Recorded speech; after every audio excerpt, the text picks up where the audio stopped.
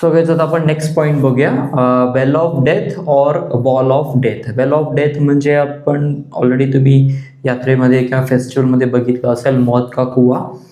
तेच एक्झाम्पल इथे आपण डिस्कस करतोय. जनरली तुम्ही बघितलेला मौत का कुआ जो असेल, सो बॉटमला जसा रेडियस हा खूप कमी असतो आणि जनरली जो जसा अपवर्ड जातो वरती तसा रेडियस काय होतं, इन्क्रीज होतं, राईट, त्या सिलेंड्रिकल सरफेसची. बट या केसमध्ये आपण टॉप टू बॉटम रेडियस काय कन्सिडर केली आहे, कॉन्स्टंट कन्सिडर केलेली आहे. सो हा कोन फॉर्म करत नाही आहे, बट आपण सिलेंडर कन्सिडर केलेला आहे.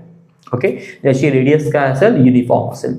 आता सिम्पल बेसिक आहे, क्लिअर आहे की जर तुमची हॉरिझॉन्टल वेलॉसिटी हॉरिझॉन्टल सर्क्युलर मोशनमध्ये जर वेलॉसिटी मॅक्झिमम असेल, क्लिअर आहे, तर ऑफकोर्स तो ऑब्जेक्ट किंवा तो जो व्हेइकल आहे तो सरफेसला पकडूनच राहील. क्लिअर आहे, त्याला सोडून बाहेर जाणार नाही, कारण सरफेसमध्ये लार्ज फोर्स एक्झिट होईल. सिम्पली तुम्ही एक्झाम्पल घेऊ शकता, एक बुक घ्या किंवा नोटबुक घ्या. नोटबुकवरती एक ऑब्जेक्ट ठेवा, इवन बॉल असेल किंवा एखादा ऑब्जेक्ट जो राहू शकेल, टिल्ट झाल्यानंतर पडणार नाही असा इझिली. सो तो ऑब्जेक्ट ठेवला तर तुम्हाला माहिती आहे की ऑब्जेक्ट जर तुम्ही असा हॉरिझॉन्टली फिरवला तर ऑफकोर्स तो खाली पडेल. म्हणजे कर्व जरी फिरवला तर ऑफकोर्स तो फ्रिक्शन इनफ नसेल तो खाली पडणार आहे. बट तुम्ही त्याला मूव्ह करताना जर व्हर्टिकल केला, क्लिअर आहे, आणि तुम्ही हॉरिझॉन्टली त्याला मूव्ह केलं, ऑब्जेक्ट इथेच साईड स्टिक करून, कारण ऑब्जेक्ट तुमच्या हातावरती काय करेल, फोर्स एक्झर्ट करेल, जो आपल्याला कुठला असणार आहे, सेंट्रीफ्युगल फोर्स तुम्हाला एक्सपिरियन्स होईल.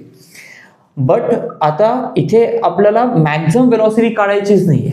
ओके, आपल्याला काढायची आहे कुठली, तर मिनिमम वेलॉसिटी, की ज्याच्यामुळे जो ऑब्जेक्ट आहे हॉरिझॉन्टल सर्क्युलर मोशन काय करेल, परफॉर्म करेल. आणि मग त्या काढण्यासाठी आपण काय केलंय, एक अगेन हॉरिझॉन्टल एक ट्रॅक कन्सिडर केलाय, बट या केसमध्ये हा सिलेंड्रिकल ट्रॅक आहे आणि तो व्हर्टिकल आहे. ओके, व्हर्टिकल आहे म्हणजे जसं आपला मौत का कुआ असतो सेम तसाच, की जो व्हर्टिकली प्लांट केलेला आहे आणि व्हेइकल आहे अँटी क्लॉकवाईज और क्लॉकवाईज रोटेशनमध्ये त्याच्यामध्ये फिरणार आहे. सो त्या व्हेइकलचं मास असणार आहे m, क्लिअर आहे, आणि of course due to gravity or the gravitational force weight always कुठे ऍक्ट होणार आहे, डाऊनवर्ड डायरेक्शनला, आणि ते मेन्शन केलं W is equals to mg. Clear आहे. त्याच्यानंतर एक्झॅक्टली अपोजिट डायरेक्शन आपल्याला बघायला मिळतंय, फोर्स ऑफ फ्रिक्शन. आता फोर्स ऑफ फ्रिक्शन अपवर्ड का, आता लास्ट पॉईंट मध्ये आपण बघितलं होतं फोर्स ऑफ फ्रिक्शन हा कुठे दाखवला होता आपण, टुवर्ड सेंटर. आता force of friction toward centre असं ऍक्च्युअल मध्ये नाहीये. फोर्स ऑफ फ्रिक्शन और फ्रिक्शनल फोर्स हे मोशनला अपोज करतात, कारण जेवढं फ्रिक्शन जास्त असेल तेवढे मोशन काय असेल, कमी असेल. फ्रिक्शन कमी असेल, मोशन जास्ती असेल, बट बॉडीची मुवमेंट पण पाहिजे. क्लिअर आहे, त्यामुळे फ्रिक्शन 0 करून पण चालणार नाहीये आणि मॅक्झिमम करून पण चालणार नाहीये. क्लिअर आहे, म्हणजे एकदम जास्ती लिमिटच्या बाहेर मॅक्झिमम केलं तर असं पण चालणार नाही.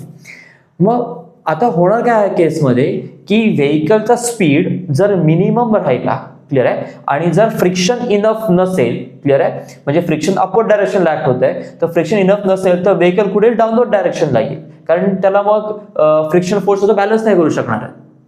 त्याच्यामुळे जर व्हेइकलचा स्पीड कमी पडला तर व्हेइकल सरळ खाली येईल. ते खाली यायला नको, त्या मोशनला अपोज करण्यासाठी फ्रिक्शनल फोर्स कुठे असणार आहे, ऑलवेज अपोजिट असेल. ओके, सो या केसमध्ये म्हणतो आपण कुठे दाखवलंय, अपवर्ड डायरेक्शनला दाखवलंय, कारण व्हेइकल खाली यायला नको म्हणून.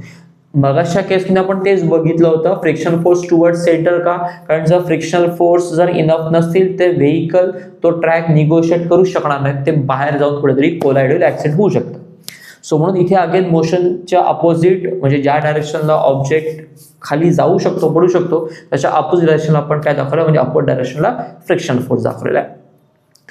त्याच्यानंतर टुवर्ड सेंटर जो दाखवला आहे तो पहिला आहे तो नॉर्मल रिॲक्शन. आता नॉर्मल रिॲक्शन टुवर्ड सेंटर का झाला, तर बेसिकली नॉर्मल रिॲक्शन म्हणजे सरफेसला तो परपेंडिक्युलर असेल. नॉर्मलचं मिनिंग काय, परपेंडिक्युलर, आणि जर सरफेस असा व्हर्टिकल आहे तर त्याला परपेंडिक्युलर नॉर्मल रिॲक्शन कसं असणार आहे, टुवर्ड सेंटर येणार आहे. आणि आपल्याला राहिलेला जो फोर्स आहे सेंट्रिपिटल फोर्स, तो तर आपल्याला माहिती आहे, which is always acts toward centre, कारण युनिफॉर्म सर्क्युलर मोशनची ती नेसेसिटी आहे.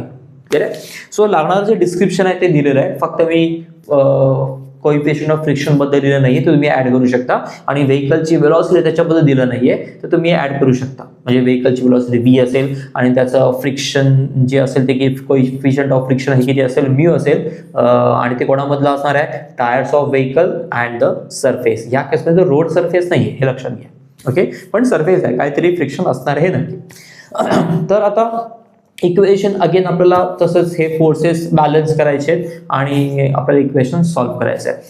आता आपल्याला मगाशी सांगितलं असं मॅक्झिमम वेलॉसिटी या केसमध्ये काढायची गरज नाही आहे, कारण जेवढी वेलॉसिटी मॅक्झिमम असेल तेवढ्या मॅक्झिमम वेलॉसिटीला तो हॉरिझॉन्टल सर्क्युलर मोशन परफॉर्म करणारच आहे. आपल्याला काय करायची, एक अशी वेलॉसिटी, मिनिमम वेलॉसिटी, ज्या मिनिमम वेलॉसिटीला फ्रिक्शनल फोर्स इनफ असतील की जे त्याला बॅलन्स करतील आणि हॉरिझॉन्टल सर्क्युलर मोशनमध्ये कंटिन्युअस निगोशिएट करत राहतील. तर क्लिअर आहे, एवढी पण कमी नाही आली पाहिजे की तो व्हेकल खाली पडला पाहिजे किंवा खाली आला पाहिजे.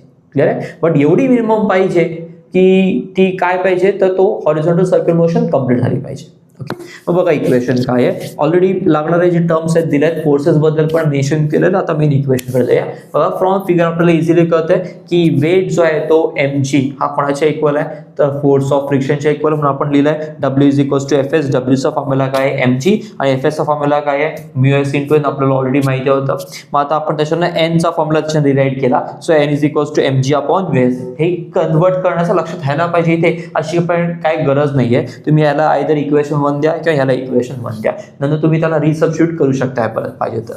बट आता जसे हे दोन फोर्सेस बॅलन्स केले तसेच टुवर्ड्स सेंटर फोर्सेस घेतले, म्हणजे कुठले होतं FCP आणि तो कोणाच्या येतो, नॉर्मल रिॲक्शन n च्या येतात. आता इथे n ची व्हॅल्यू टाकायला लागेल ना, म्हणून हे इक्वेशन आपण अरेंज केलं n साठी. अदरवाइज तुम्ही हे घेतलं आणि डायरेक्ट ह्याच्यानं फ्रॉम इक्वेशन 1 ची व्हॅल्यू तुम्ही n is equal to mg upon μs इथे डायरेक्ट लिहिली तरी चालेल. आणि सेंट्रिपेटल फोर्सचा फॉर्म्युला आपल्याला माहिती आहे, that is mv square upon r. mm काय आलं त्यातलं cancel, so v square upon r is equal to काय मिळेल, g अपॉन μs. त्यातला r वरती शिल्लक इक्वेशन काय मिळेल, v is equal to under rg upon μs. आता परत मग अशी सांगितलं की फ्रिक्शन आपल्याला पाहिजे, बट आपल्याला काय पाहिजे, एक मिनिमम वेलॉसिटी पाहिजे. आणि मिनिमम वेलॉसिटी मगाच्या केसमध्ये वेलॉसिटी फ्रिक्शनला प्रपोर्शनल होती. क्लिअर आहे, या केसमध्ये म्हणजे डायरेक्ट प्रपोर्शन होती अंडर रूट मध्ये, इथे ती इन्व्हर्सली प्रपोर्शन आहे. बरोबर आहे. सो फ्रिक्शन एवढं इनफ मिनिमम असेल, सॉरी मॅक्झिमम असणार आहे की आपल्याला v ची व्हॅल्यू काय मिळेल तेवढीच मिनिमम मिळणार आहे. ओके, कारण आपल्याला मॅक्झिमम वेलॉसिटी काढायचीच नाही, कारण मॅक्झिमम वेलॉसिटीला व्हेकल तिथे हॉरिझॉन्टल सर्क्युलर मोशन परफॉर्म करेलच. आपल्याला काय काढायची आहे, मिनिमम वेलॉसिटी काढायची आहे की ज्या वेलॉसिटीला हॉरिझॉन्टल सर्क्युलर मोशन परफॉर्म होईल बट व्हेकल खाली येणार नाही. म्हणून आपण इथे सेंटेन्स दिलाय, the minimum velocity with which vehicle can stay there, म्हणजे तिथे तो राहील सर्क्युलर मोशन परफॉर्म करत राहील, is v minimum is equal to under root rg upon μs. तेच इक्वेशन आहे, हे सिलेक्ट फक्त v ला अप्लाय काय केलंय, मिनिमम अप्लाय केलंय. हा पॉइंट आहे, हा जनरली 2 मार्क्स पर्यंत विचारला जाईल. न्यूमरिकल पण याच्यावरती 2 मार्क्स मध्ये विचारले जातात. अगोदरचा पण पॉइंट होता 2 मार्क्स पर्यंत, आणि त्याच्यावरनं पण maximum velocity of vehicle along horizontal circular track हे पण 2 मार्क्सचा क्वेश्चन आहे, ते विचारले जाऊ शकतात.